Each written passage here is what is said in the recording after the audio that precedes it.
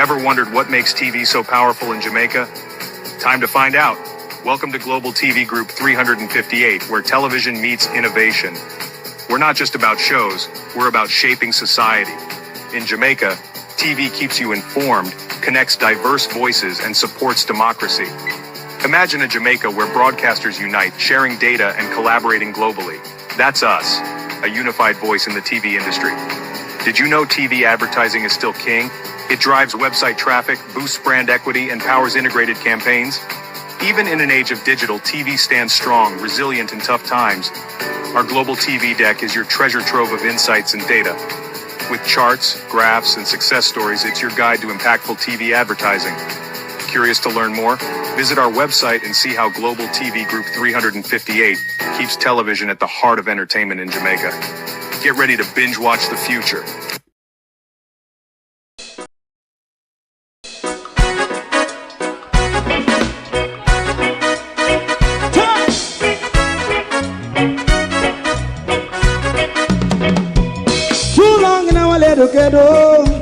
Run, keep going on, less process.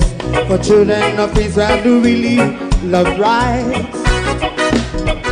So just as I and I as a watching man around Babylonian walls. Oh, children of Israel, I should never hold thy peace.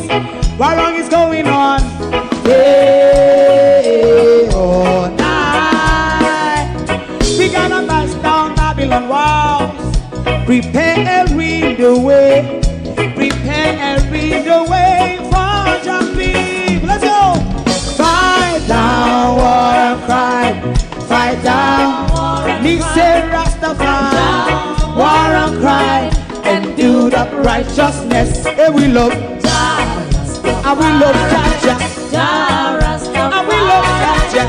Jah Rastafari. Yeah, we love Jah. We love Jah. Jah Rastafari. We love Jah. Jah Rastafari. Preserve all people.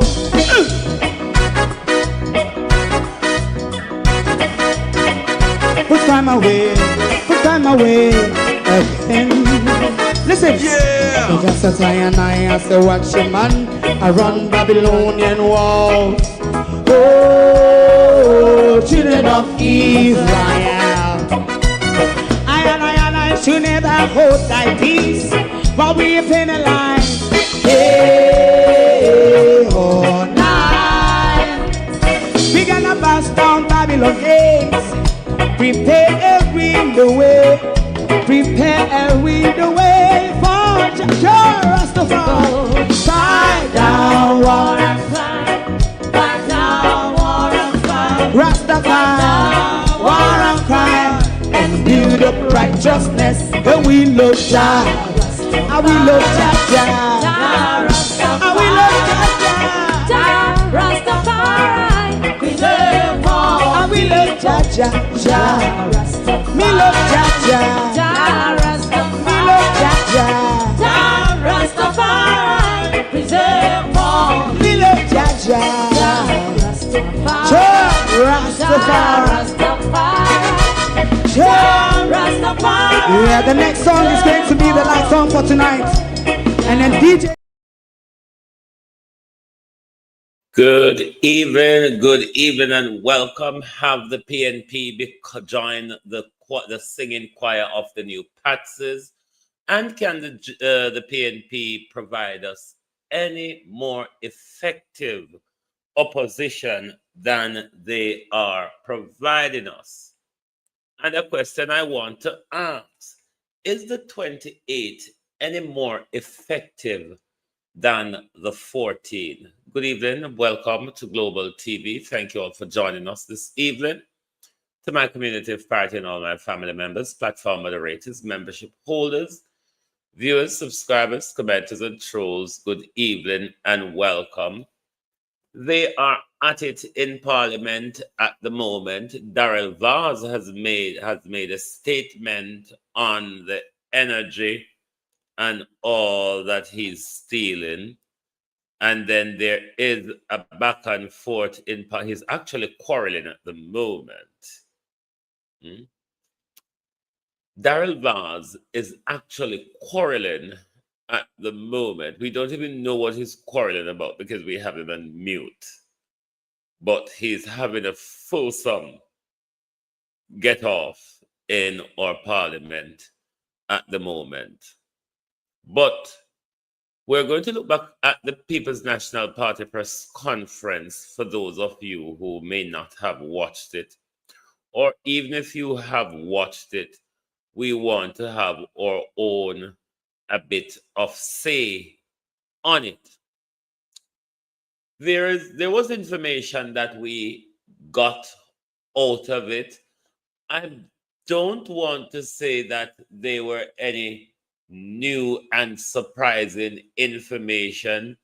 It's the same old, but the game seems to have stepped up. Is that all? They plan to provide us a more ongoing press conference because Parliament doesn't allow them. Let me hear what Daryl war about.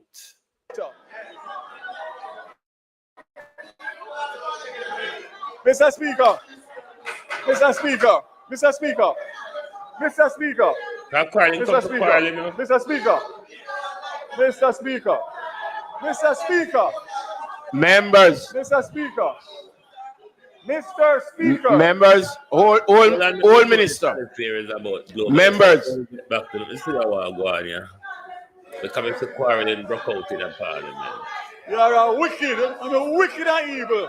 Hey, hallelujah. Bad mind don't go on yet from September 3rd. Members, are those parliamentary language? Mr. Speaker, Mr. Speaker. Minister, all members. Members from the opposition side. You are an uncaring set. If you do, a heartless set.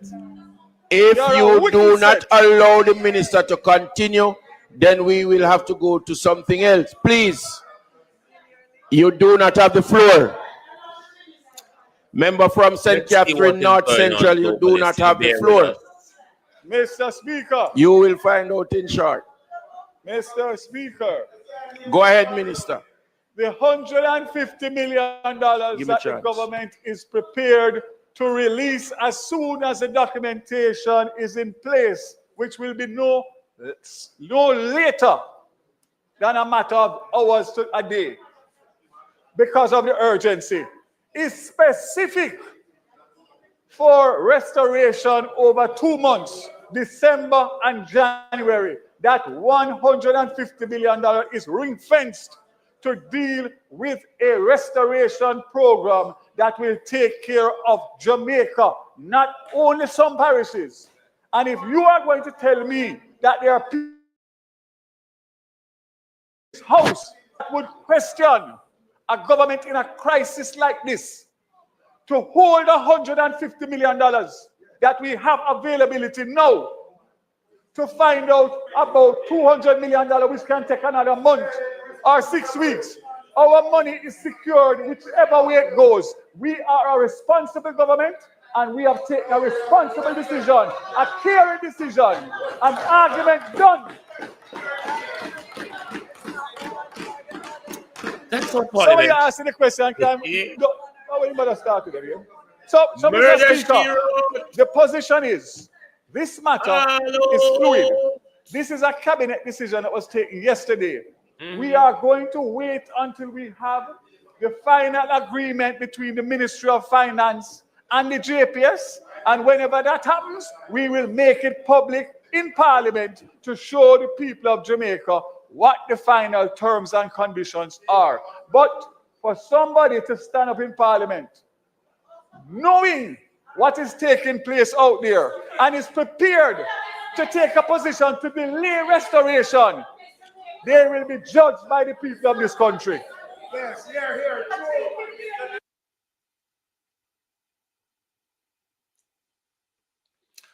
All right. Minister.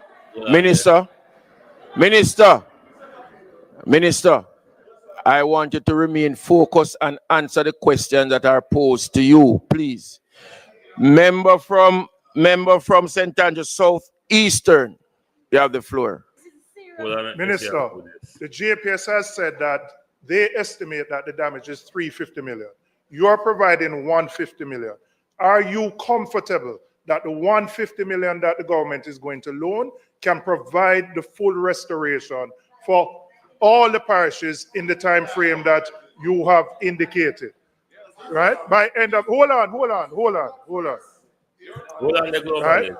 My second question, and I will ask you to ask your colleague who is sitting beside you. When will the Parliament get a statement from the Minister of Finance which outlines all the monies that we have gotten from the insurances, the monies that we are negotiating with our multilateral agencies, IMF, World Bank, IDB? We know that we have an estimate of US $8 billion. It is anticipated we can probably raise 1 billion US. Where is that shortfall going to come from? What are those funds going to be used for? We are 4 weeks after the hurricane, and the Minister of Finance is yet to come to the Parliament and tell us how much money we have, how the funds are going to be used. And every other minister can speak, can say many things, but if the Ministry of Finance cannot speak, right? So my question, Minister, do you believe 150 can cover the full restoration in the time? Question at a time. Just make him answer question. Make him answer. Let me see if I'm going to start. Okay. Turn it out.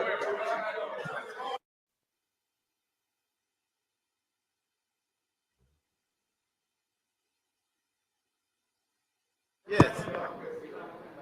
Hold on, let me see. Because I'm going to monitor them and Minister, over here. No.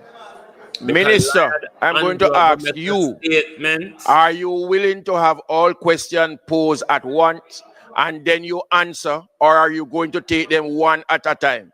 You have to take them one at a time. You can't write them. No, you have to tell me no, because I'm going to rule. One at a time. Yes, you can do better. Are you going to answer the member from St. Andrew Eastern, sorry? Thank you, Mr. Speaker. I only have to answer one question out of two, and that's a question that relates to the JPS negotiation. And he asked me whether I'm confident that the 150 can do what it is said to do in the 2 months, and the answer is yes. Secondly, he asked about whether or not I'm confident of the additional money, and I will make a statement here to say we will work with JPS in whichever way, shape, or form that is required, if it means that we are to benefit the people of Jamaica in the shortest possible time. All options are open for discussion. All options. But we are not going to wait to get a fulsome, complete in a time of crisis. 150 is what we need for 2 months to get January morning, February morning, restoration as against May, June. If anybody can question that in Jamaica today with what we are going through, then they are wicked people. Don't you think they're deaf? Member from Clarendon Southwestern. Don't you think they're deaf? Thank you, Mr. Speaker. Is the minister aware that one of the major partners of the Hold on, current just listen to a few of these questions before we move on to the PNP press conference. They want to withdraw from the JPS agreement, the current agreement that they have, right? One of the international partners. And having regard to that fact, is the minister still prepared to go ahead with this loan of 150 million US, having regard to the fact that one of the partners of JPS has indicated that they want to withdraw from the agreement? It's an important question.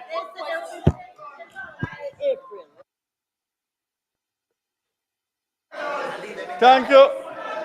Oh.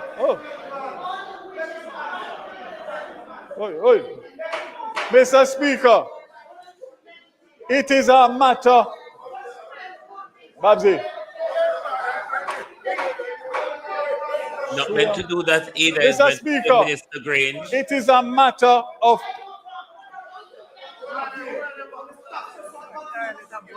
It is a matter of public. The chair is not being ruled. He's not supposed to call Babsy by her first name. International knowledge that Maribweni, who owns 40%, indicated months ago that they are 40%. Obviously, they are not listening, Minister. Give them some time. Go ahead now. It's a matter of public record, international record, that Maribweni took a decision to divest their 40% in JPS. They came and saw the government of Jamaica and expressed that. This also, when the letter of the government in terms of the position that we took with the license, they came back to us to indicate that based on that, nobody will be prepared to buy 40% of a company that have 2 years on a license.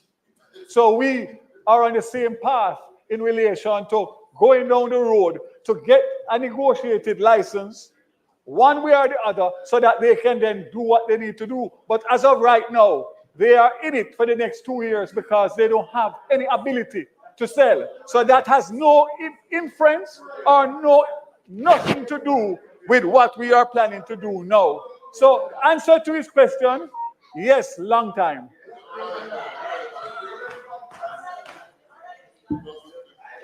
Be a bullying, though.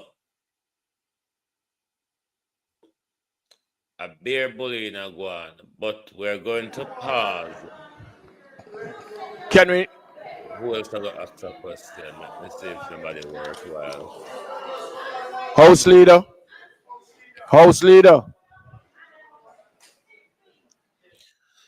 I really want to hear Flat Green right now. I was sacrifice St. Elizabeth. Right. Let's go over now to today's press conference from the choir of the new singing Patsies, which they promised to bring us more press conference, which is the way they're going to communicate with us, which it was one of what we expected from them. But can they provide us any more robust opposition is one of my questions. Are we being served well by the 28? Is there a more effective service from the 28 than we had with the 14? And to Mark Golden, Lego the people them.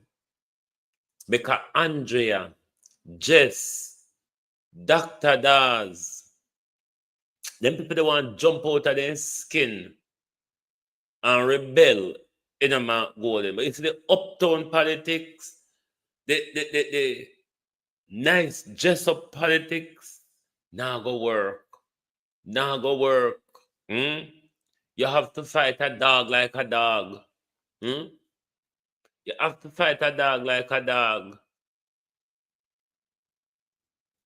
That's why when dogs see puss normally take host up our tree.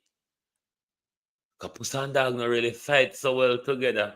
And we get devoured. Look at the people that Mark Golden, the people that want to come out of their skin. People that want to come out of their skin and tackle Andrew.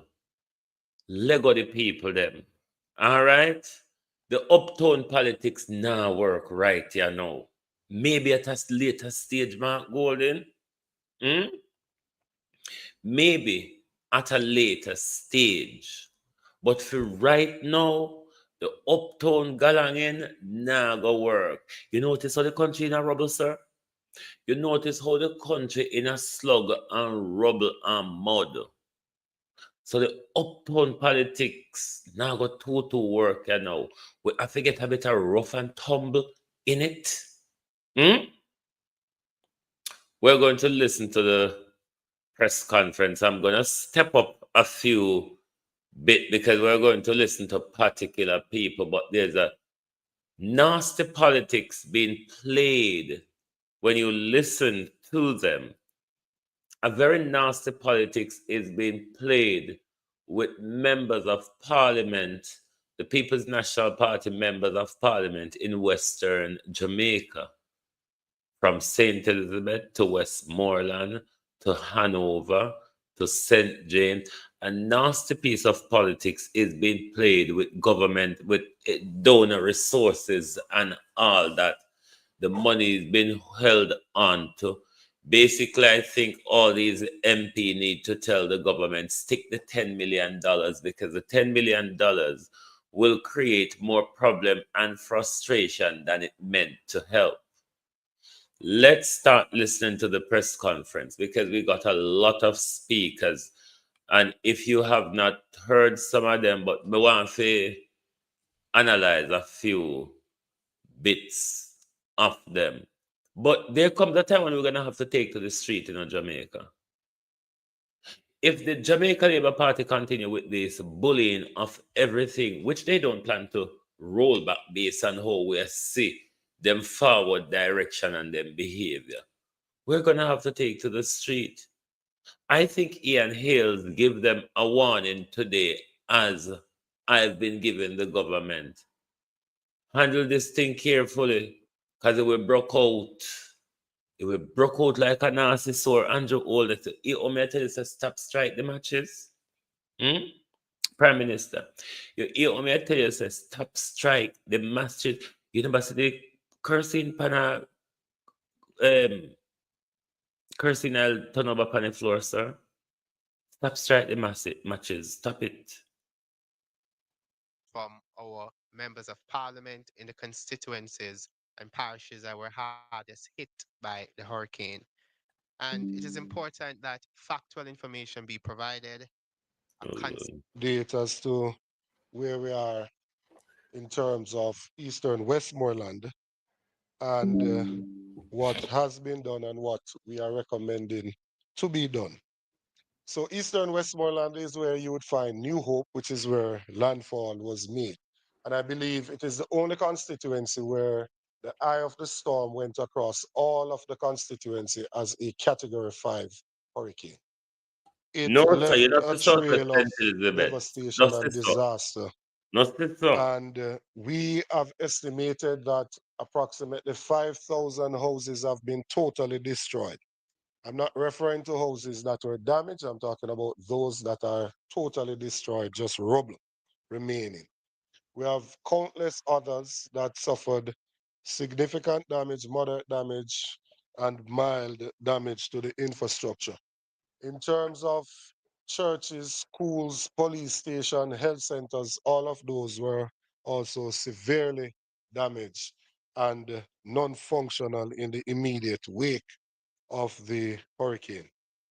This, I believe, makes us one of the hardest it is. And Sharon Bernardo, you're currently, there welcome. is a need for urgent intervention, especially in the area of housing and temporary housing solution for the residents.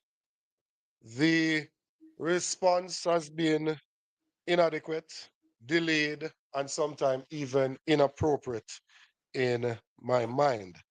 And I say this because one would expect that coming out of a hurricane of this magnitude, that having made landfall in the constituency, that would have seen mobilization of government ministries, departments, and agencies to that area and intervention being made to deal with the issues confronting the people. I want to thank, though, members of the private sector, the private companies, private individuals, non-governmental organizations, including GEM Foundation, Samaritan's Purse, World Central Kitchen, Mercy Chefs. Had it not been for some of these groups, I don't know what would have happened to the residents of Eastern Westmoreland, because they have stepped in a big way to ensure that some of the things that are needed have been done thus far. We benefited from a visit of some of the CARICOM leaders, and President Ali out of Guyana committed to doing 200 roofs for some of the affected residents between Bluefields and White House. And in putting together the meeting, today JDF and Ministry of Labour and ODPEM called the meeting. They said they wanted to welcome the 2 members of parliament. Now, there is no constituency in Jamaica that actually has 2 members of parliament at once. And what I find uneasy about this situation is the comfort in which the government is inserting their political operatives in the response mechanism and bypassing, circumventing the elected officials. I represent all of the constituents of Eastern Westmoreland. I have absolutely no interest in how they voted. This is a humanitarian crisis. It is not a political matter. And as elected officials, we have to be involved and consulted in the process because we know the communities, we know the areas, we know the people. Even in relation to the distribution of aid, to just have the JDF alone going into a committee, into a community is not sufficient because they won't know the lay of the land, they won't know the residents, and as such, that has left a lot of gaps. So I want to point out specifically some things now. Shelter. The shelters that are in the constituency, they have been inappropriate from the beginning and they continue to be inappropriate. There isn't a bed or a cot or anything in any of the shelters. To be frank, there are persons that are not even aware that some of the shelters are still open with over 20 persons in each one of them. And that means if you're not aware, you couldn't possibly be making any provisions for the residents within those shelters. The persons who are in the shelters are obviously the most vulnerable. They don't have anywhere to stay. They don't have any relatives to stay with. And that's the reason why they're at the shelter. And I realize that the Ministry of Education has also taken on an initiative to reopen schools as soon as possible, which I support because we want to decrease the learning loss. But in moving the persons from these shelters, majority of which are schools, so that school can reopen. Certainly, we can't just move them without making provision for them to stay elsewhere. In terms of emergency evacuation and shelter, housing of these persons, we have not seen any of those tents that are supposedly in the country that should be made available. I'm told that it was said in the Senate on Friday that tents went to Dayton Campbell, unless there is another Dayton Campbell that represents somewhere in Jamaica. It's certainly not this one. I have not been made aware of any tents. And I want to be on record as saying, I will never support moving out the persons out of the shelter unless we make provision for them. I will block it myself personally. That is inhumane. And we have to do better. So yes, we want the schools to open, but we must make adequate provision before we move the persons out of the shelters. We have, in looking at how we respond to the housing crisis, there are still persons that are under tarpaulin, still persons that are on a sheet of zinc. You still see mothers and children just under a sheet of zinc or on a piece of tarpaulin, right? There are still houses without tarpaulin that are yet to be covered. I have so far been told of allocations to the constituency, $3 million for cleaning in the prep work before the hurricane came. And that is after we made advocacy for some allocation because initially we were told that Western Jamaica is not a priority and there was no allocation. Then there was an allocation of $1.5 million that was made twice. So that's another $3 million. That was to get care packages and tarpaulins. Now, if you get a care package and you put $5,000 worth of supplies in it, that would only get you 600 care packages for a constituency with over 40,000 persons. Then there's an allocation of $10 million for housing. And I've said it elsewhere that the Welcome to Montego Bay sign is $17 million. And we are given an allocation of $10 million in a constituency where 5,000 homes were totally destroyed. It is totally insufficient to meet the need that is there. And there is $3 million to RADA, which we have not been able to access as yet. That for a constituency where landfall was made, that has the majority of deaths, that has several persons still in shelters, several persons homeless, 5,000 houses destroyed, is totally insufficient in terms of governmental response to the crisis that is there. We have been able, through Samaritan's person, I want to give Minister Tufton credit because despite our history of having confrontations in the parliament, he's the only minister of government that has informed me of his visit and involved me in his visit to the constituency. Others have said they're coming, but they have not actually made an attempt to ensure that we can actually connect whilst they are within the constituency. Their Starlink seems to malfunction when they are in Eastern Westmoreland. But we've been able to set up a field clinic in White House, and GEM Foundation has been able to re-roof the health center in Betheltown, White House, and in Darliston, and thus we're able to offer some medical care. There's still a significant gap, and MP Dawes is here that will speak to some of the health-related concerns, but there's still a significant gap where healthcare is concerned, and even just the disposal of human waste. It can't be that difficult for a country to put some portable toilets in a constituency that has been devastated. Prime Minister, I regularly call upon you on this. Westmoreland in particular and St. Elizabeth, Prime Minister, we borrow a few of the portable toilet and hand wash stations from Ghana. We're not sure if nobody else send them there, but we sure say Ghana send portable toilet and portable hand wash stations. Those Prime Minister ought to be in the disaster zone.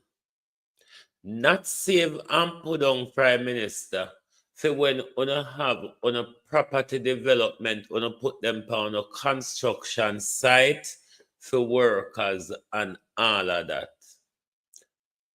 From the time them coming to the country, Prime Minister, they should have been distributed to the zones where people just defecate in the open air with no ending sight around them of gaining back a little,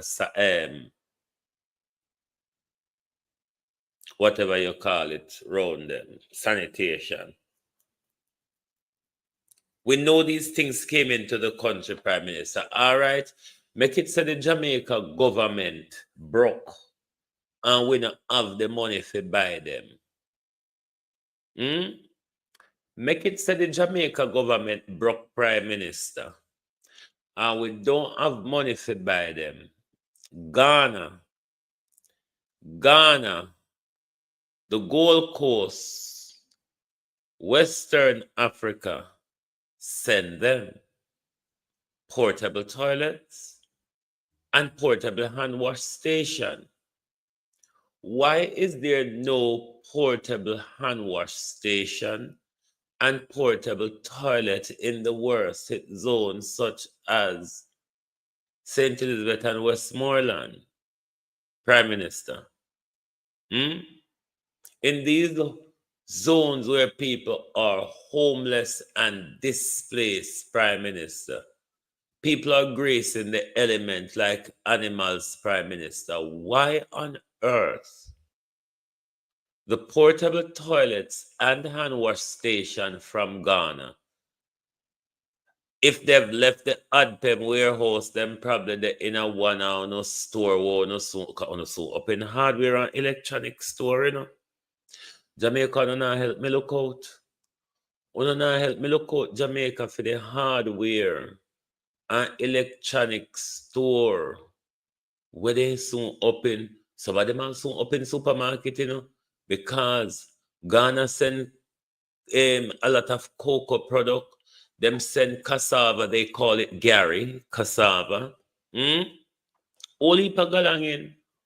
You go see shops after shops after shops after shops. And like a oldness wanting economy fi spin over like gig. Hmm? You don't see say all this man care about his profit. All no wholeness God G Humochi. Cause Donald Trump never go, Xi Jinping never go, so you have to call it G Humochi here now. Wholeness God the G Humochi and wholeness never have a concern about where we are go to.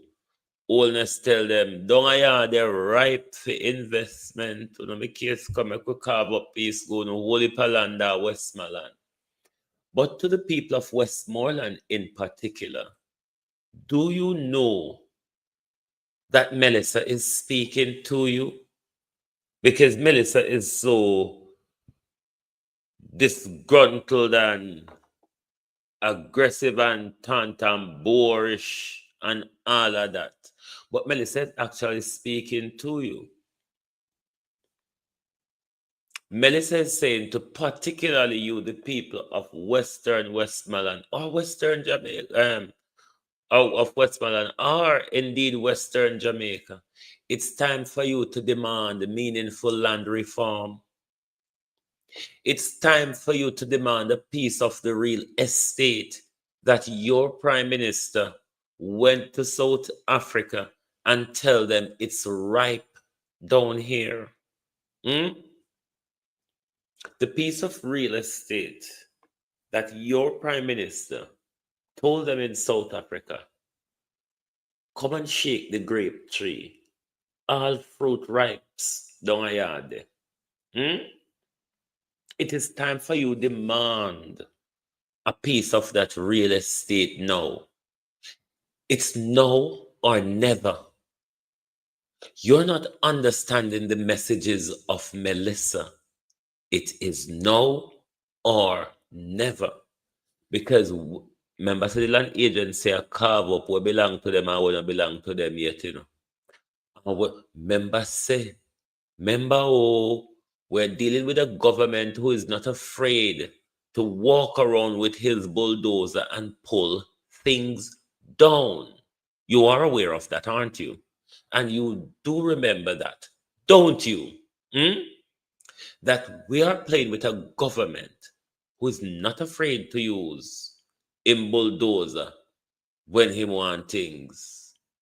So Melissa is saying to you, the people of Western Jamaica, especially those of you in Westmoreland, it is time to demand meaningful land reform. We must get a piece of this real estate called Jamaica. If they manage to push you off that land, they are going to ghettoize you further.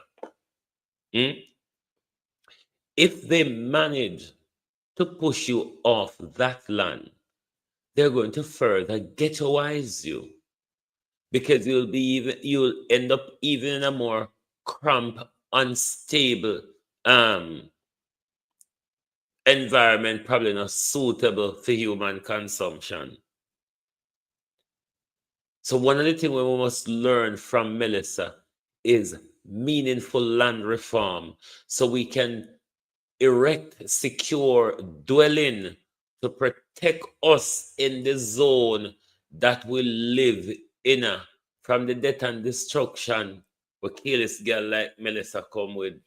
We must not miss this opportunity for land reform, Jamaica. If we miss this opportunity, this is our last chance. And if we miss this opportunity, that's it. So at least we can discard of human waste in a safe and appropriate way. The distribution system that is there is also dysfunctional. We cannot have persons just driving into a constituency and just going randomly into areas without no form of logistics workout. There needs to be a contact point in each division. We are not trying to commandeer what people are bringing. I'm not saying to persons you can't take things to your community or to your family. I'm simply saying that we should know so we don't have duplication of the efforts. And what is happening currently is that people are on the main and they receive several times over. Then we have sick, indigent, disabled, those in the more remote parts of the constituency that are not benefiting. You would have seen the exchange in Parliament about the number of care packages distributed. You can't go to a community one time in 20 days when this food package is slated to last for just 3 to 4 days. What is expected of those persons for the additional time? Right? So there needs to be a proper structure that is placed that ensures that relief item can go to those areas.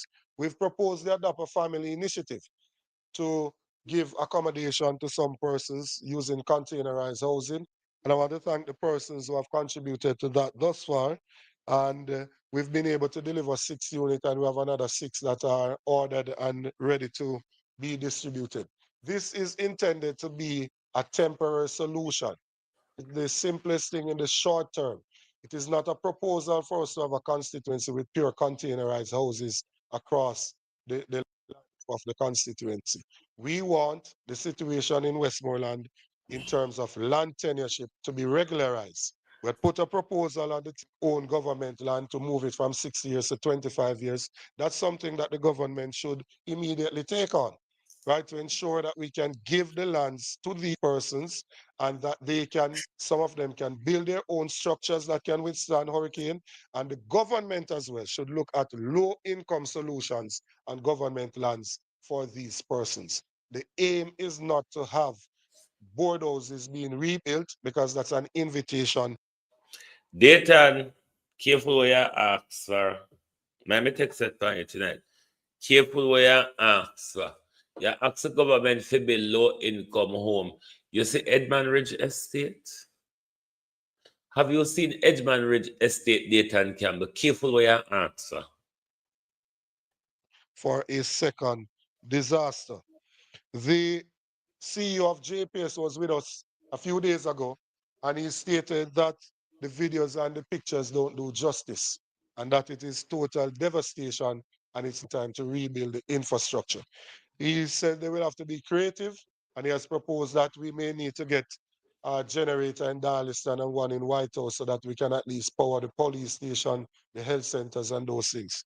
A lot of persons are not cognizant of what is going on out in the western end of the country. Eastern Westmoreland is not what it used to be. The lives of the residents has been severely affected, and it will take a long time for them to return to normalcy. I know people are in a haste to move on, but in your haste to move on, do not forget that you have brothers and sisters that are. When you look on Dayton Campbell, you can see saying Lock sleep. I think Flight Green is sleeping well, though. Are on the fringes of survival. They are suffering and they need assistance urgently. Thank you very much. Right, we're going to skip doing VARs because we're more Thank you, likely know Dr. we're doing Campbell. VARs. We're here now from the Member of Parliament for The Central regular. Westmoreland, MP. But let's MP go Ian over to Hales. Think Ian Hales. No. Thank you, Leader of the Opposition, fellow colleague, members of Parliament. Good afternoon. Good morning. I want to first start off by thanking the charitable organizations that have come on board and have played a role in this hurricane. They have done more than the government. And I'm ashamed to say that I represent a constituency. I'll take a break here. I want to go back to Parliament. The demon is speaking, and I'm desperate to hear what he's talking about, given he just came back.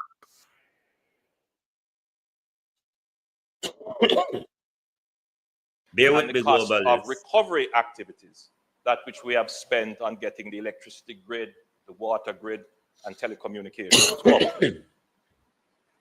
Gloria Maris, and it does not yet reflect economic losses that will follow the disruption in key sectors. So, for example, while it accounts for the physical damage of a hotel, it does not account for the loss of revenues from the temporary closure of the impact. He's just Mr. so Speaker, centered on the economy. one of the most severe and underreported impacts is the massive volume of debris generated by Hurricane Melissa. According to satellite-based analysis conducted by the United Nations Development Program, the storm left over 4.8 million tons of debris across the island. This debris is blocking roads, hindering access to schools and hospitals, farms and markets, slowing relief distribution, and delaying the restoration of essential services. The UNDP estimates that the debris is equivalent to approximately 480,000 standard truckloads, consisting of 2.1 million tons of building and construction debris, 1.3 million tons of vegetation waste, 1.4 million tons of personal property, and mixed household debris. These are minimum estimates and will increase as ground assessment continues. Compared to major hurricanes worldwide, Hurricane Melissa now ranks amongst the most extreme debris generating storms ever on record. And there are analyses that are already being done on this, Mr. Speaker, which would compare, for example, the debris generated in Hurricane Katrina, the debris generated in Hurricane Irma, and other hurricanes relative to Jamaica. And of course, there are suggestions regarding the type of building material used, where people chose to live. But there is also another factor which we have not yet assessed, but needs to be assessed. The damage went through the cockpit country. Bear with me, the Annie Jones. And therefore, some of our prime forests were destroyed. The leaves of every tree in the path was stripped and the trees broken. So the devastation of the primary forest has not yet been assessed. So when the satellites are doing the imagery, what they are picking up is a lot of that debris mass, which accounts for why it is so large. In the other areas, the storms did not affect primary forests as the way it has. 51%, I'm told, of our primary forests has been affected. So in other hurricanes in other countries, it has not affected their forests in the way that it has affected ours, our cockpit country. So it's an area that we will have to look at, but it's not the primary subject of today's statement. Mr. Speaker, we must act urgently and strategically to address this unprecedented challenge. It is important to note that at this time of the year, we traditionally launch our annual mitigation and cleanup exercise, constituency-based, in preparation for the Christmas season. Today, I wish to inform this Honorable House that the government has approved budgetary allocations for the National Cleanup Program, which will incorporate the annual constituency-based mitigation and cleanup program. $10 million per constituency has been allocated under the National Constituency. Pussy, I don't see you don't slack on there, you can't count beyond 10. I want to pussy hole, yeah? You can't count beyond 10? No, sir.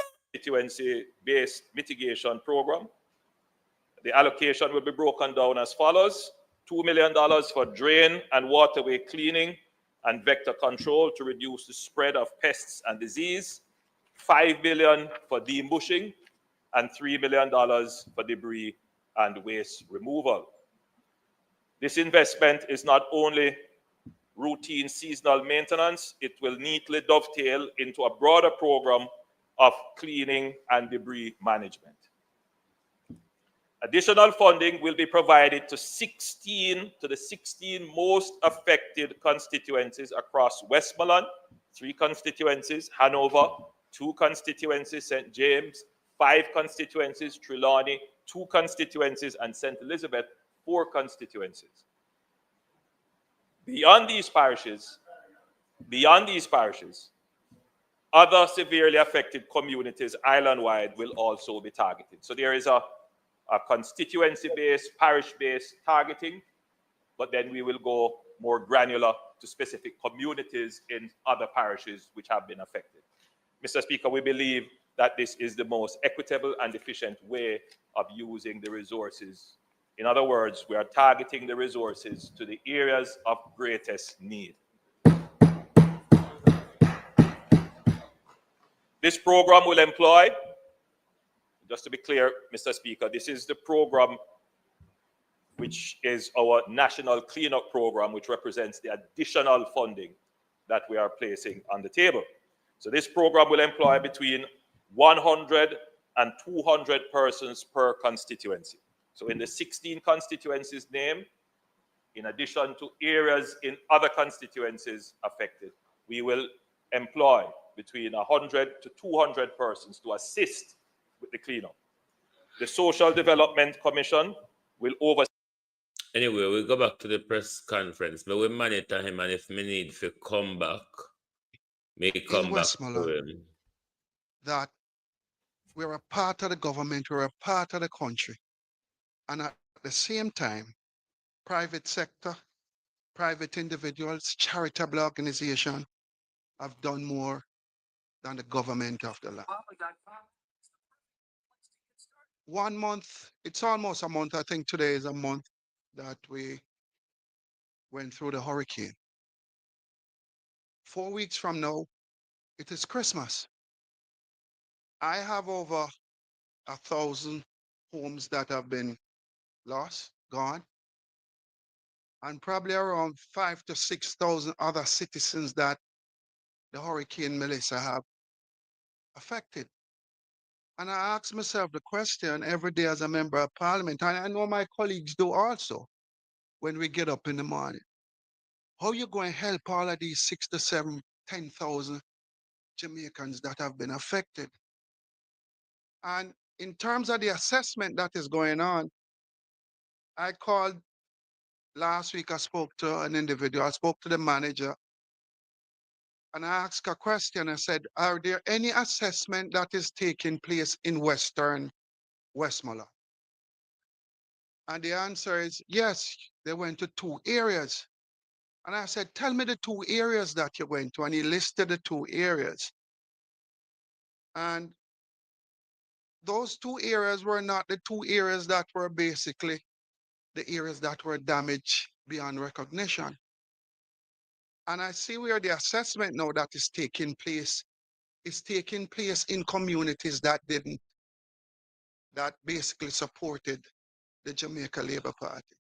All I'm saying is we can't do things so ad hoc. We are all in this together.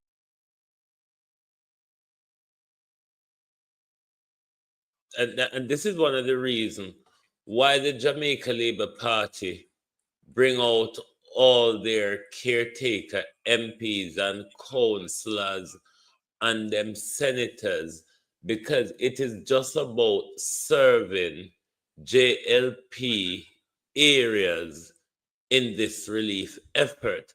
And this is why people like Juliet, Delroy Chuck, Desmond McKenzie, and all of those that are going into Jess constituency, because they're catering to labor rights and making sure Jess don't get nothing to cater to nobody at all. Both PNP. So then when election come, they can have it for use to say, remember when Melissa, the PNP, them never do anything for no. But the nation are watching no. So when sabotage the PNP them in all of them constituency that got hit. LP, non-P, we are in this together as a country.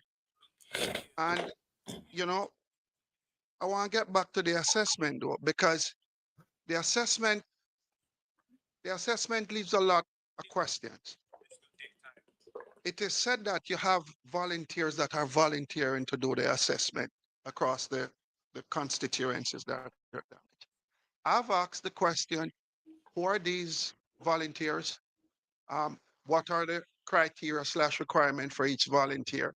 So that even if we can put some individuals, civil society, church, and individuals, put them forward so that they can help in terms of speeding up the assessment. Look, I just think if we don't put back some of these Jamaicans, even give them a roof over their head between now and Christmas, we're going to face some headwinds in this country that we have never faced before. And why do I say that? Prime Minister, take this as a warning. Similar warning I've been given to you. If the people don't get the meaningful help that they see bailing into the country in money and in aid, it might not go down well. To every home you go to in the country, people, there's a level of frustration that I've never seen before. People have lost everything.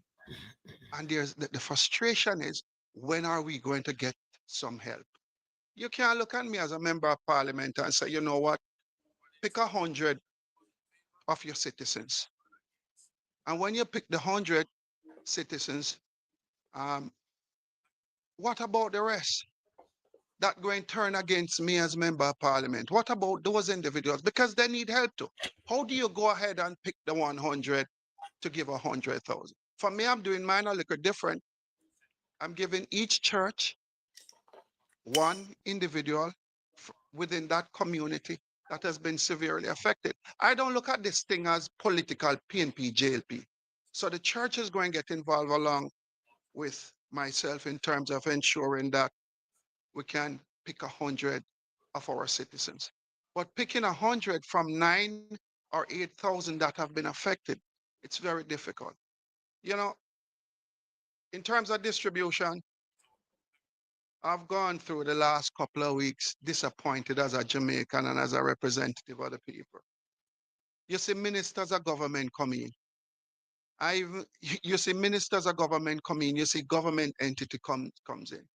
And they go to a particular area that you don't have damage in some of those areas that they go to give out, to distribute food to our citizens.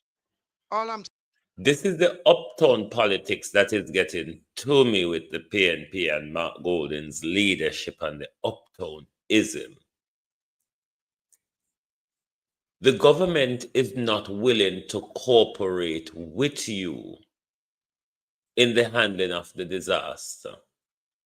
Many of the constituency hit, all of the constituency in Westmoreland, constituency in Hanover, constituency in St. Elizabeth. The government is unwilling to cooperate with you, to bring you on board, to be equitable in the distribution. Why is the PNP still going to Parliament to support the government? Yes, if the PNP doesn't go to Parliament, they can go there and do their talking shop, but they can't vote on anything because of the 2/3 majority that they requires. Why is the PNP still supporting them? What is the option other than press conference? We saw that they led the nation in protest in the Dennis Galangin.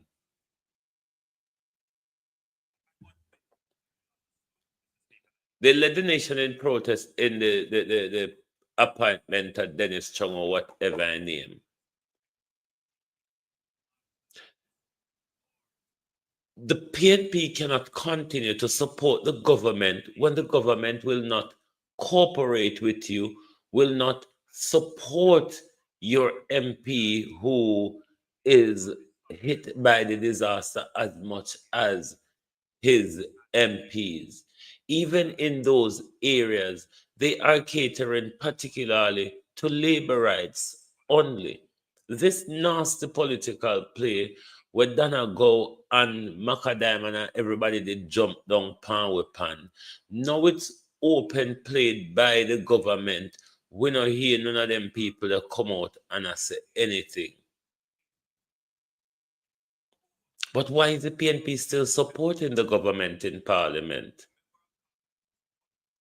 Because they can't vote on anything if they don't have the PNP support. And the government now supported them. All right. Let's listen. saying is, look, we have to do better as a country. We have to do better as a government. It can't continue. It can't continue the way it has been going. People in their well, in my constituency, I don't know, since the hurricane, we've been getting a lot of rain. And most of our citizens are without a roof, without tarpaulin, just basically fending on their own. Can't help themselves, can't do nothing. And even if the food packages that are going around being distributed, people have gone out, they get one food package, I would say probably around 3-4 weeks ago, and they haven't gotten any more help from the government. So there's no assessment. Uh, Food package is only 600 per MP. Thank God for the charitable organization. But look, I just want to appeal to the government. I just want to appeal to the government. Come on board with the elected officials. The elections are over. The elections are over. And this crisis allow you to think as a human and not as wear a hat as a political representative. It is that hard. There's a level of hardship that is in Western Jamaica.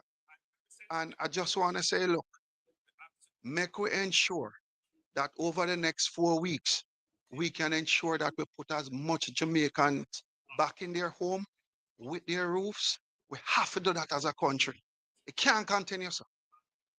Make we ensure we help some of these individuals, whether PNP or JLP, make we get together, government and opposition, working together in ensuring that we can serve the people of Western Westmoreland and the areas that have been damaged. Make we just stop all this foolishness now. You can't come in my constituency. And when you come in the constituencies, when you leave, you're going to tell me. Or when you reach, you're going to tell me. And then you're going to say, you know what? I leave 25 bags of food around the corner for you. It can't continue, sir. And then you go and look for me now. And when I ask you the All question, right, we're when going I to ask jump over. the 2 areas that you assess, how you assess those 2 areas? We're What going are to the jump criteria? What are over the to strategy? And then you turn to me and then you say, what you call it. We're going to jump over to Andrea Perkis because she got burning issues as well. Nothing is working. And this is one of the international community frustration where they're sending so much money and all these things, but not seeing it getting on the ground to the people. Let's move over to Andrea Perkis. Thank you, MP Miller Bennett. We're going to hear from the other member of parliament in Hanover, and she has been advocating relentlessly for her people. I welcome Member of Parliament Andrea Perkis.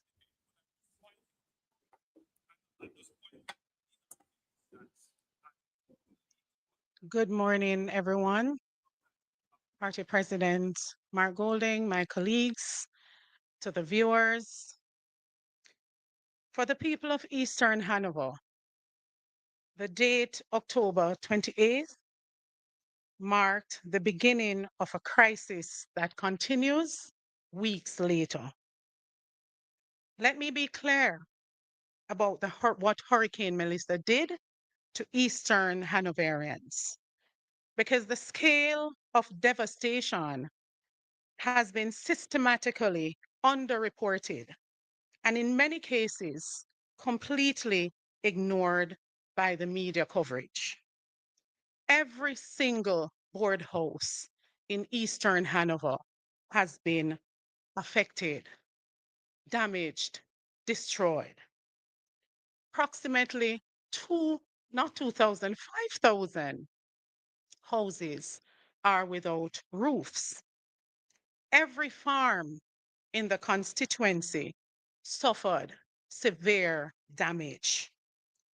Half of our health centers sustained significant structural damage.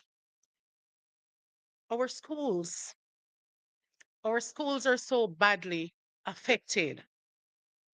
This morning, I got a call from the principal of Brownsville Primary, and she asked me who is responsible for the persons in the shelters. Her name is Miss Bucknell. She has started school last week because parents are not able to help the children at home and prepare them for exams that are coming in a few months. And so she rushed to open Brownsville Primary. And I understand. But she's crying out for help because she cannot be the person that is responsible for the persons that are now staying in the shelter. So I'm asking government to pay attention to the schools. All of our schools have been affected. Most of the schools in Eastern Hanover, they have no roof. Residents in Chigwell, Forest, Woodsville, and other areas were trapped for weeks. There is a man-made bridge in Woodsville from 2022. That bridge was partially collapsed. It was in 2023, it went down for good. The residents are in dire need of attention from government. That man-made bridge was destroyed again. And so the residents of the Woodsville area, they're asking for urgent attention. Water supplies were contaminated. I myself was marooned in Cascade. Residents, though, came out and assisted us. And that is a pattern that I've noticed since Hurricane Melissa, that residents have taken it upon themselves to do the work of government because the parish of Hanover has not been included in many things, especially where relief is concerned.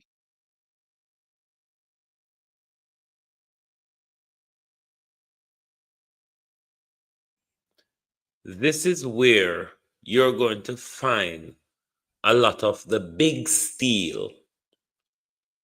Because when the government, all of these work that people does on the ground when it comes to clearing their roads, cleaning up their community, the government and the parish council go put it on pan budget, say they do it.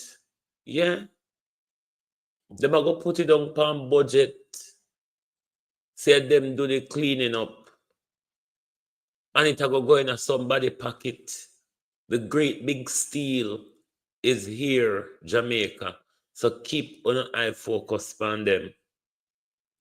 The morning after the hurricane, residents assisted me in cleaning 18 miles of roadways, so I could get to the main road to coordinate relief efforts.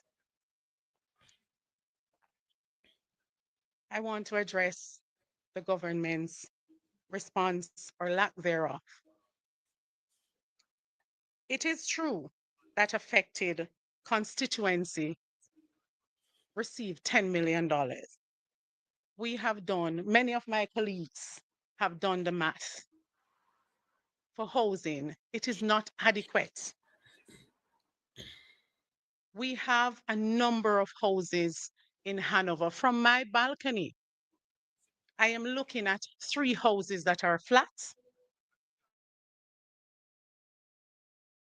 5 without roof. The people of Eastern Hanover, they've had to seek comfort living under tarps. That's not good enough. We need help from government. We need ministers to come in and be on the ground as they were before the election. The people of Eastern Hanover, they're demanding your presence. The question I must ask, and the question every Jamaican should be asking, if the allocation on paper is equal, why is help actually reaching our residents so dramatically unequal? Where is the relief going? Why are communities still waiting?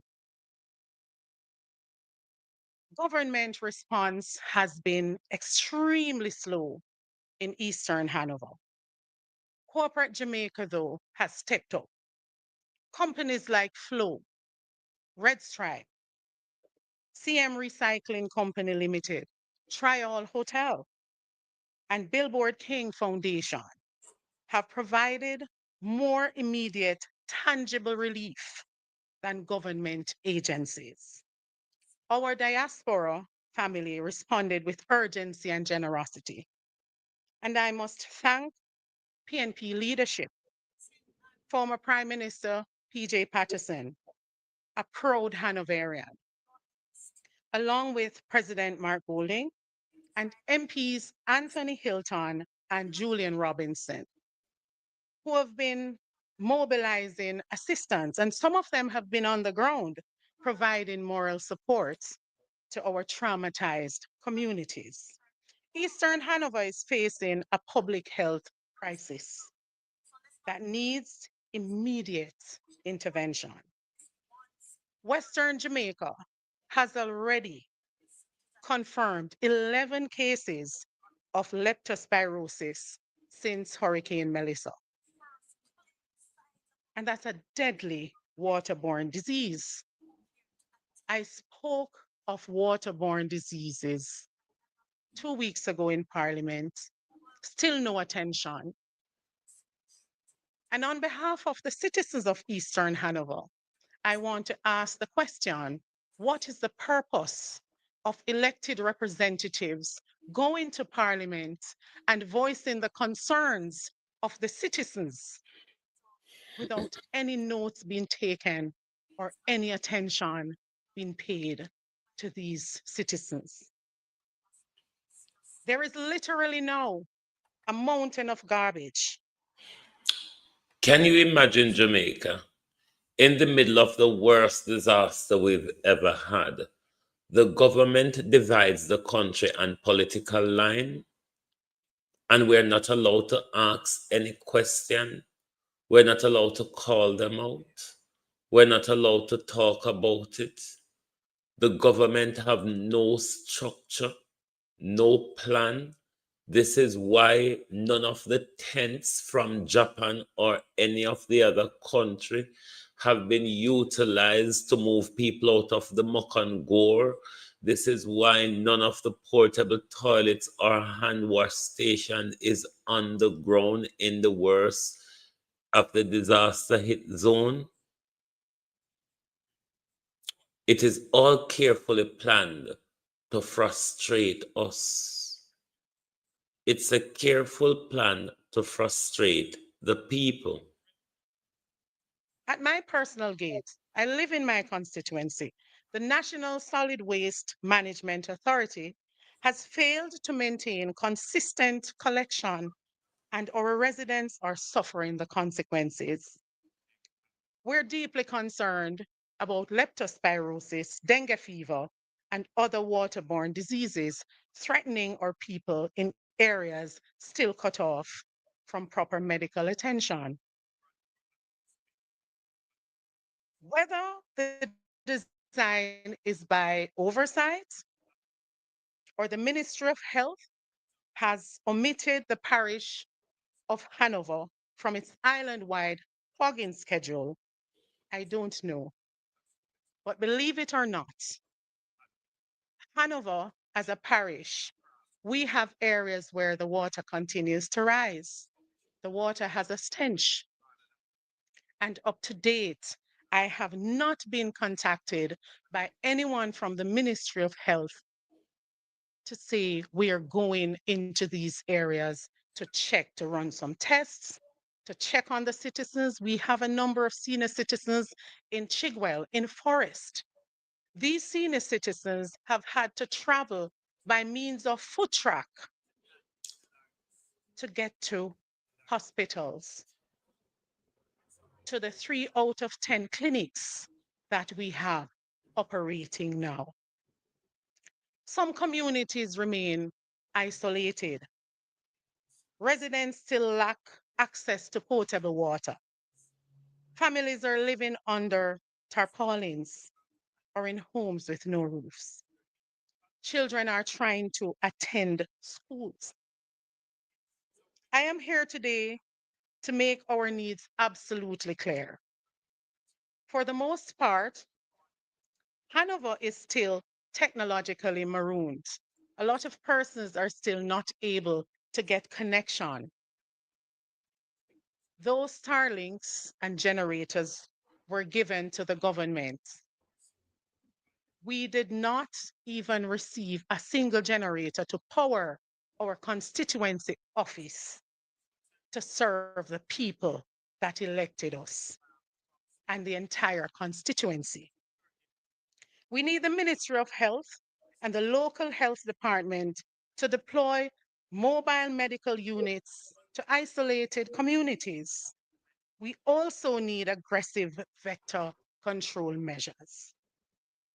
We need consistent garbage collection immediately before we face, as I spoke about before, a full-scale disease outbreak. 7 of 10 of the health centers need to be repaired with immediate effect. Our roads need more clearing. Our water systems need restoration. Our schools need immediate structural assessment and repairs so they can serve the essential functions.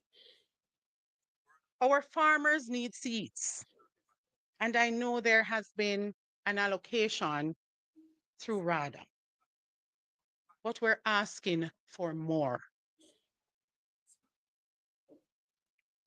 To the people of Eastern Hanover, I see you. I have walked through your communities. I have witnessed your suffering and your remarkable resilience. You elected me to fight for you, and I will not stop fighting until you receive the help you deserve and the dignity you are owed as a citizen of Jamaica. I want to share stories.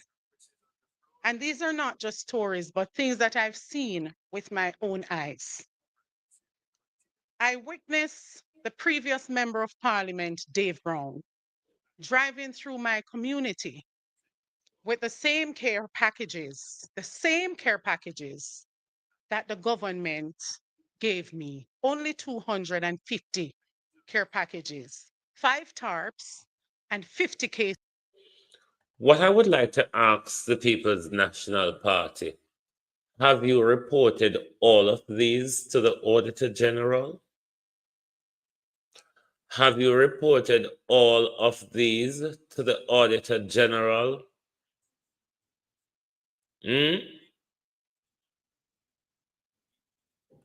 Of water. To date, that is all that I have received. Now, when a previous member of parliament drives through communities like Paddington, Cocoon, Claremont, Retrieve, Cascade, Hunside, it cannot be 250 care packages that he received. I am asking the government had an opportunity.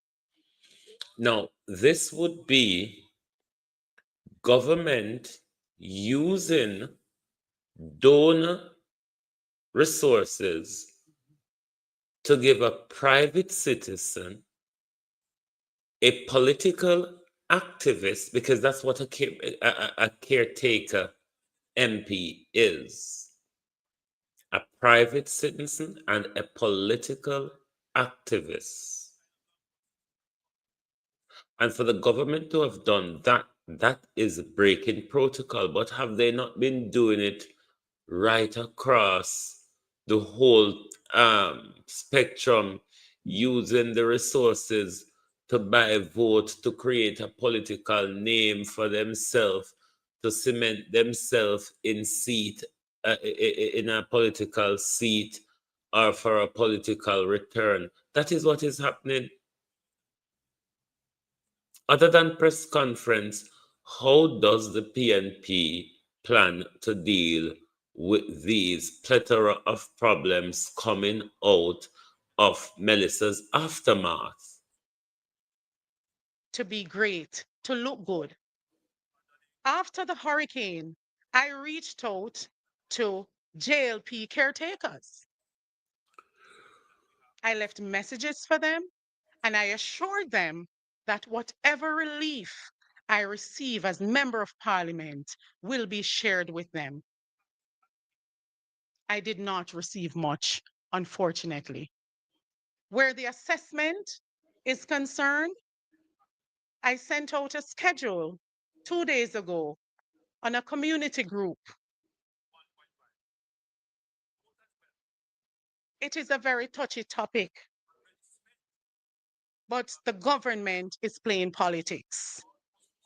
When the Ministry of Labor and Social Security goes to Axandas 2 days, Axandas is a tiny community in Chester Castle Division, and areas like Horton Grove that are 5 times the size of Axandas, still no visits.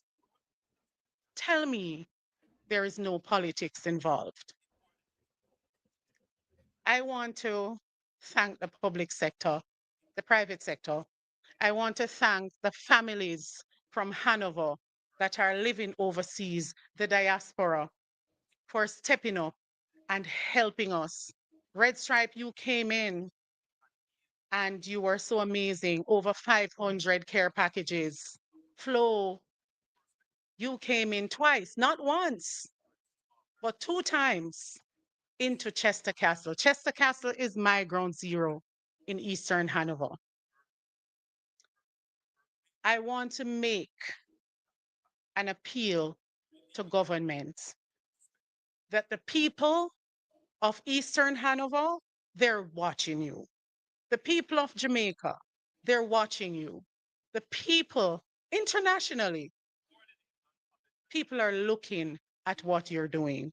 I am yet to go into some of my strong areas, but I've gone into Pumpkin Bottom, where 80% of the residents voted against me.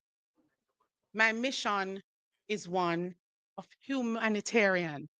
I cannot be doing politics in such a catastrophic time. And I am asking the government to cut out the PR and get to the people. I have nothing against the Jamaica Defense Force, but I can tell you that I am against the government giving them the care packages to get to our people. I've witnessed myself in Sandy Bay and Hopewell on the main road, 2 trucks off care packages.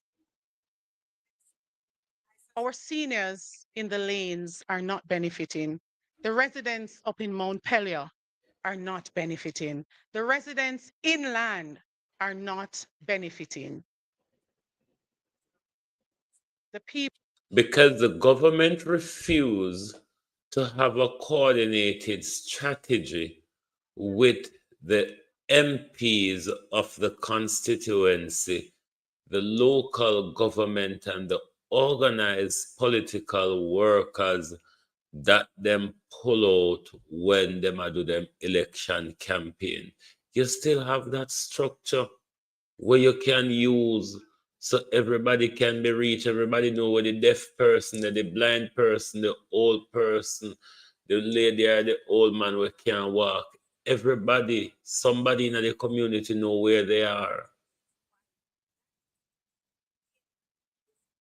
And it's one of the problem party people experience as well, where yes, down on the sea coast mash up more than everywhere else in a community, but there's just one particular centered on the coastline. And then if you, and this is not government I'm talking about the charity people there.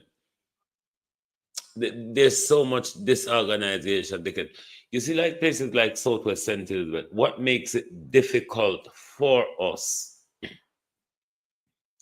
especially for the mountainside division, we don't have any representative at local government at the moment. Derek Sangster is just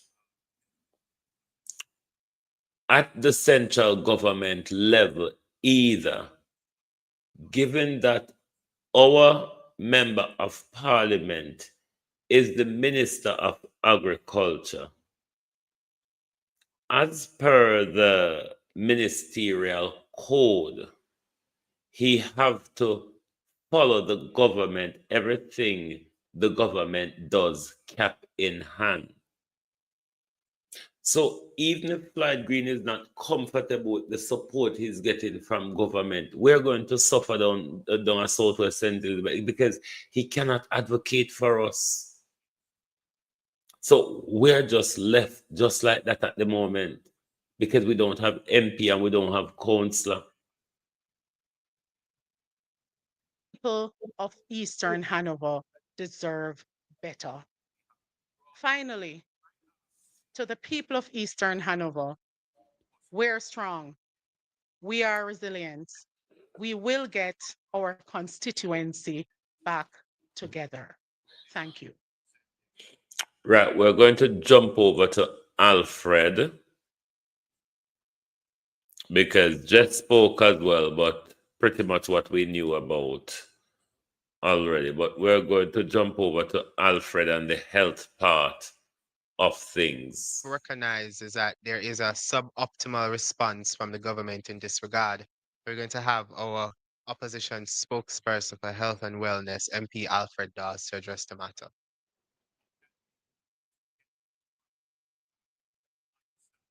Thank you. I hate when they refer to him as spokesman. He's the shadow health minister. That's the proper title. The shadow health minister. You, Senator, leader of the opposition, my colleague, members of parliament, journalists here, those who are tuning in, good morning. I also wish to greet those who are tuning in merely with the disgraceful intention of trying to distort what we say and to edit clips to present a false narrative to suit their own agenda. I greet those who have spent their lives playing politics to stop playing politics with people's lives. Today, I give you an update, having met with the technical team at the Ministry of Health, the minister himself, and being on the ground, conducting missions, meeting with persons who are actively involved in trying to improve and assess the health situation in the most badly affected Western parishes. We must give what is due to Caesar. The Ministry of Health has, in fact, done quite a bit, as Dr. Campbell had said earlier, in terms of being responsive to deploying some of the clinics and the restoration of services at some clinics and the improvement of the infrastructure of some hospitals, such as Cornwall Regional Hospital, having now had a roof replaced by Médecins Sans Frontières or Doctors Without Borders. We, however, are very concerned about whether or not public health care is getting the attention it deserves. We have to understand that the crisis that is unfolding now out west, it is not merely the realm of the Ministry of Health and the technocrats, doctors, nurses, and vector control workers, public health inspectors. It is not under their control. What is happening is that it is a multidisciplinary, multifaceted approach that is needed to stave off the impending crisis. We are already in the midst of a leptospirosis outbreak, and we could have seen this coming. We ought to focus not only on trying to send out information to say avoid streams and water, avoid rodents, but we ought to look at how we can address the environmental factors that are causing this outbreak. Garbage collection is an issue. it is piling up, not just out west, but across the island. Even in my constituency, that was largely spared from the brunt of the hurricane. Water is an issue. We heard from the MPs that water is rising. In some areas, there is a stench of dead animals, and you cannot simply say to people, avoid contaminated water, when that is the only water that they have available. So we have to look at the cleanup, we have to look at the access, and it is this multimodal approach that we're going to have in tandem with the work of the Ministry of Health that is going to stave off a worsening of the leptospirosis outbreak, as well as try to mitigate, if not completely avoid, the threat of dengue and chickpea. When we speak about leptospirosis being an issue, it is a disease that is largely mild, but when it gets bad, it gets bad. And it can lead to death because of liver failure, bleeding out, renal failure. And therefore, early diagnosis and treatment is essential. Questioning the capacity of the Ministry of Health to adequately confirm cases of leptospirosis. Do we have the capacity locally to test for leptospirosis? Uh, what thoughts are being given to deploying rapid kits into affected areas where we can test for the antibodies that are elevated when you have an acute infection? Early testing helped in COVID, and anyone with a passing knowledge of medicine understands that the earlier you intervene in a disease, the better the outcome, as well as the less likelihood you will have long-term complications. So we need to be testing. To say that we have 11 cases of leptospirosis begs questions. Are we testing enough? Are we missing cases? And if we are faced with a national outbreak, can we ramp up testing to have results back to see whether or not the case that we're dealing with in front of us as a physician is really leptospirosis or not? So we need that information from the Ministry of Health. And what are they saying about the use of rapid kits that can be made available at clinics and even with partnerships with private doctors, as well as distribution through volunteers who are going into the communities conducting medical missions. There are still critical shortages of basic medical supplies, manpower, and of course, functioning equipment, some of which would have been damaged during the passage of the hurricane.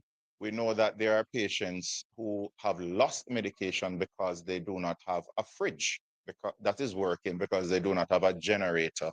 And therefore, you have to be concerned about non-compliance as a result of these socioeconomic factors that are now more than ever playing a role in healthcare.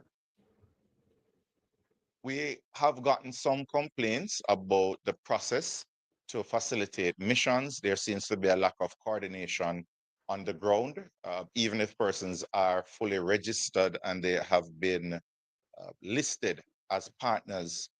They still face some obstacles, whether or not the team on the ground were expecting them, and who are they partnering with to mobilize the people in the community.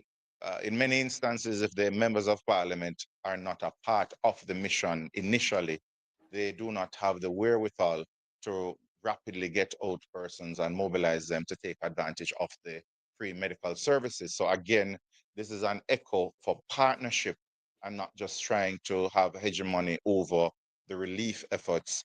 And this includes the medical missions. Now, when we speak about the way forward, because this is not going, the situation that exists on the ground is not going away anytime soon.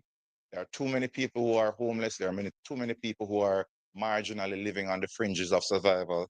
And as a result of that, the conditions that exist for leptospirosis to continue and for dengue and chickpea to have outbreaks here We're only 90 miles away from Cuba, and they have more people with with dengue and chikungunya than there are people living in Jamaica, over 3 million.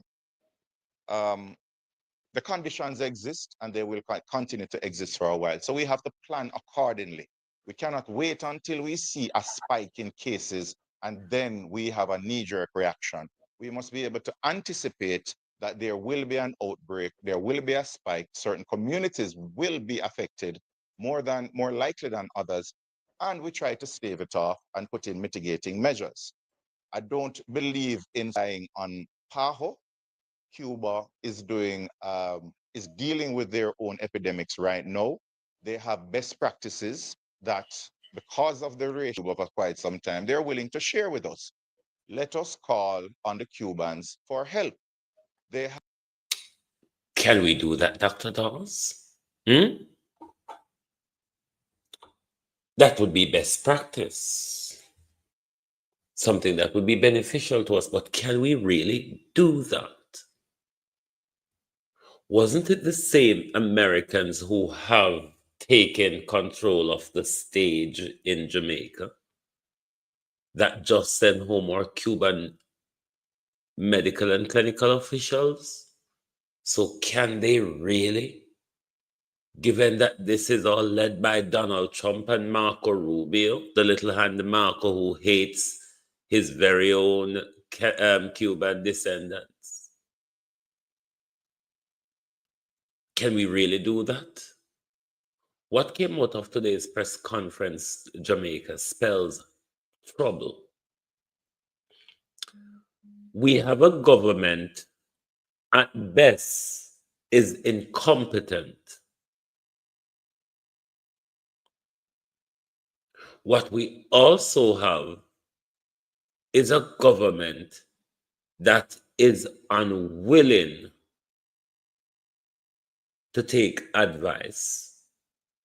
We have a government who have absolutely no plan of how they're going to or continue to deal with the situation we are in.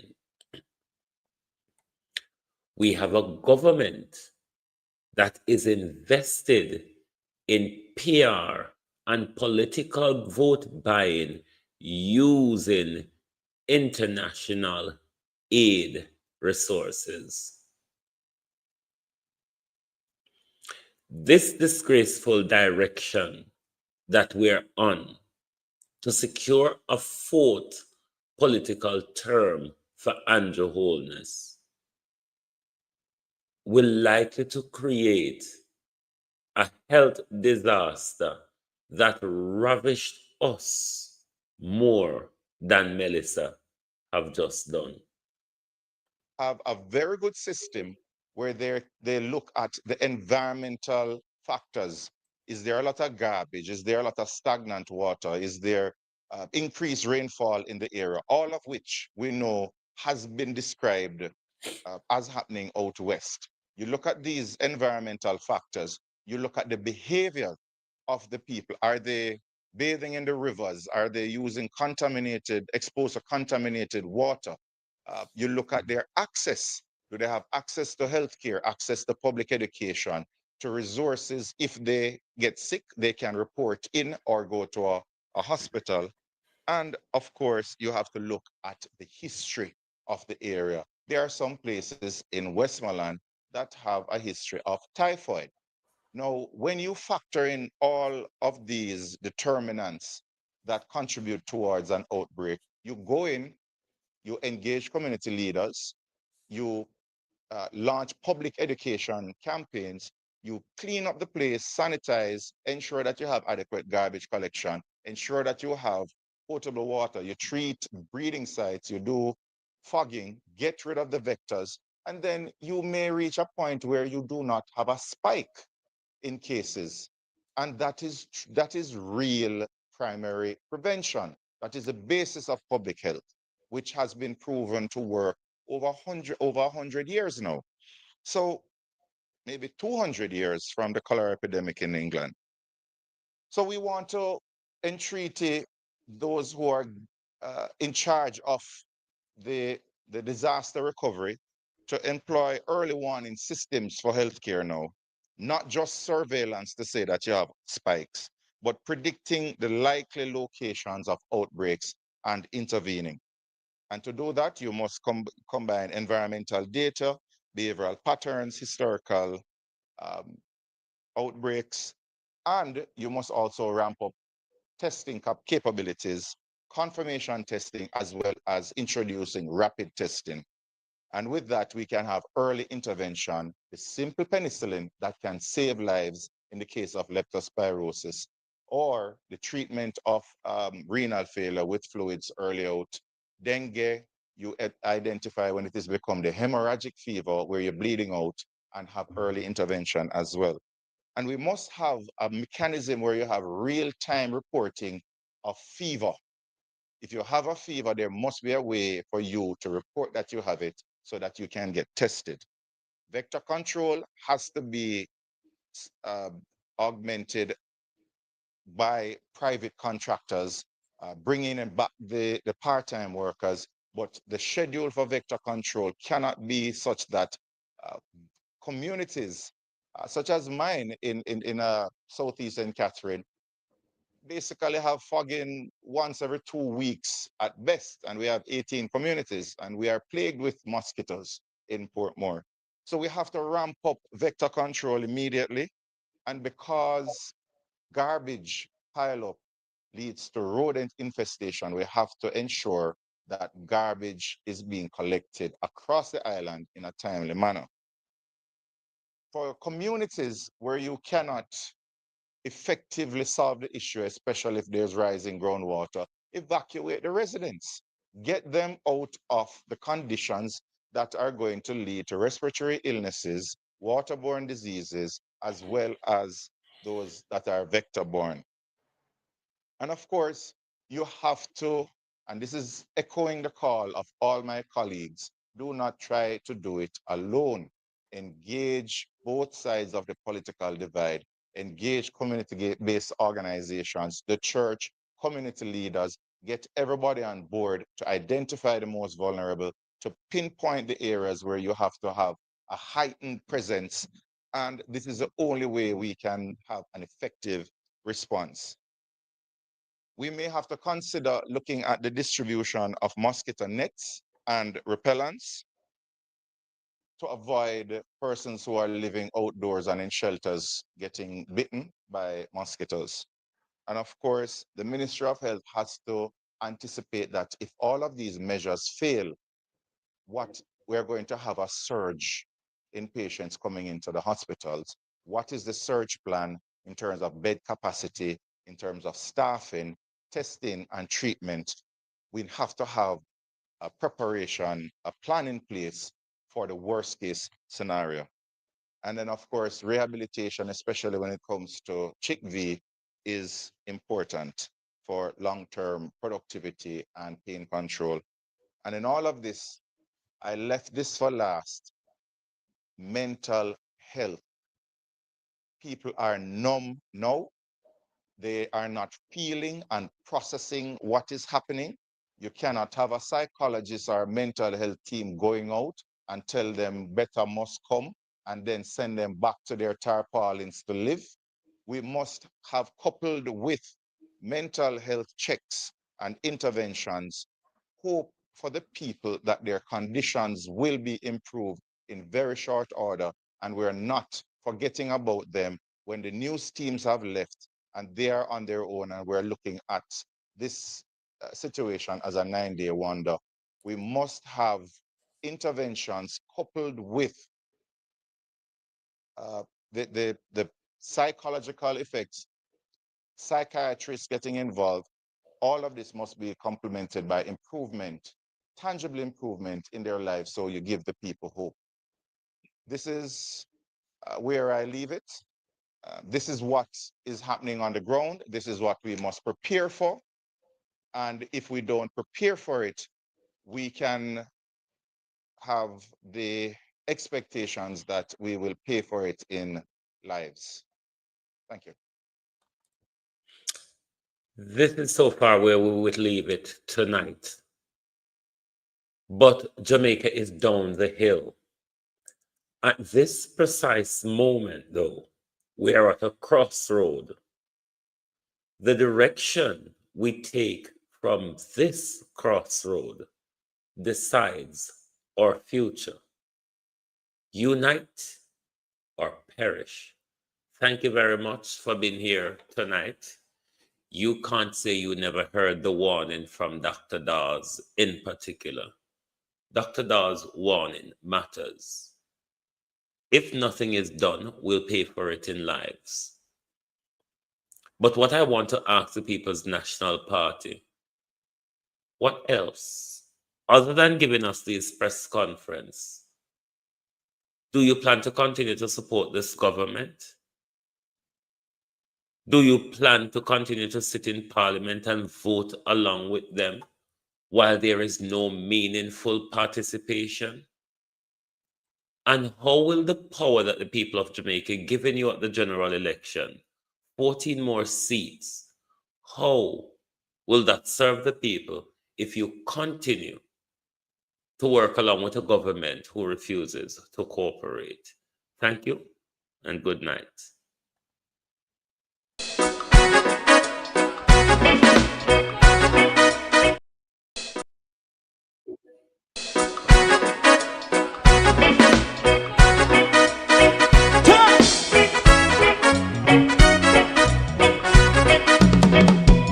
Too long in our little ghetto, run keep going on less process. For children of Israel do really love rights. So just as I and I as a watching man, I run Babylonian walls. Oh, children of Israel, I should never hold thy peace. What wrong is going on? Day or night, we gonna bust down Babylon walls. Prepare every the way. Prepare every the way for your people. Let's go. Fight down war and crime. Fight down war and crime. Say Rastafari. War and crime. And do that righteousness. And we love and we love Jaja. And we love Jaja. And we love Jaja. We love Jaja. We love Jaja. Rastafari, preserve all people.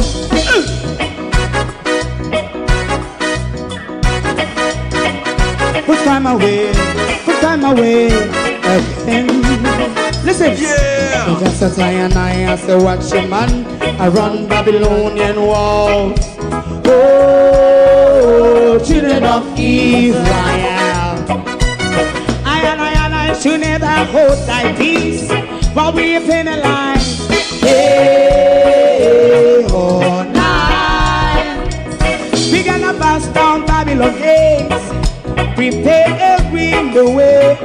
Prepare every the way for Rastafari. Fight down war and crime.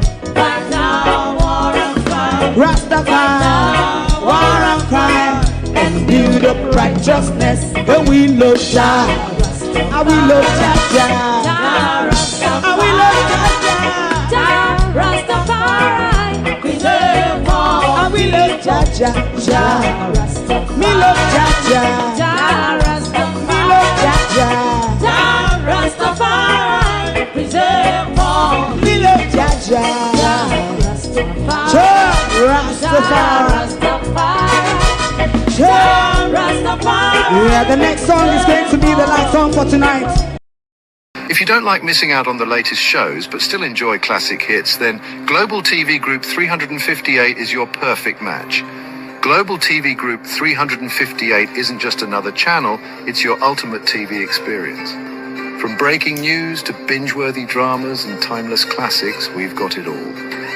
Our unique blend of original content and global favorites means there's something for everyone. And guess what? With GTVG's seamless streaming, you can watch anywhere, anytime. Plus, our interactive features let you be part of the action. So, whether you're a seasoned binge watcher or a casual viewer, Global TV Group 358 is here to keep you entertained day and night. Don't just watch TV, experience it with Global TV Group 358. Subscribe now and never miss a moment.